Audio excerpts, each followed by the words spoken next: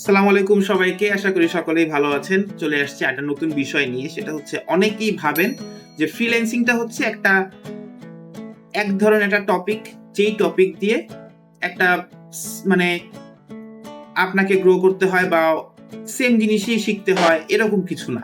ঠিক আছে? ফ্রিল্যান্সিংটা আপনি আপনার স্টাডির উপর ভিত্তি করে আপনার যে লেখাপড়া বা হচ্ছে আপনার যে স্কিল, এই স্কিলের উপর ডিপেন্ড করে কিন্তু আপনি ফ্রিল্যান্সিং এর কাজটা করতে পারেন।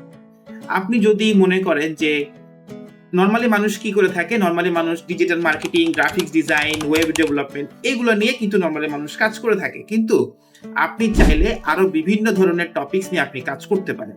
সাপোজ আপনি একজন আর্কিটেকচার ইঞ্জিনিয়ার, সাপোজ আপনি একজন ইলেকট্রিক্যাল ইঞ্জিনিয়ার, ওকে? আপনি বিভিন্ন ধরনের কাজ জানেন। সো এইখানে আপনার অপরচুনিটি অবশ্যই রয়েছে। বাংলাদেশের সাথে আপনি বাংলাদেশে আপনি জব করছেন, আপনি একজনের হয়ে জব করতেছেন।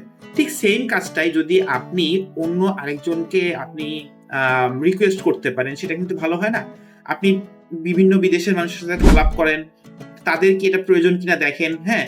সো এভাবে কিন্তু আপনার যে স্কিলটা আপনি কিন্তু এদের সাথে আপনি শেয়ার করলে এরাও কিন্তু আপনাকে কাজ দিতে পারে। এটাও এক ধরনের আপনি একটা ভালো একটা আপনার জন্য অপরচুনিটি ওয়েট করছে। সো বিষয়টা অবশ্যই খেয়াল রাখবেন। ধন্যবাদ সবাইকে।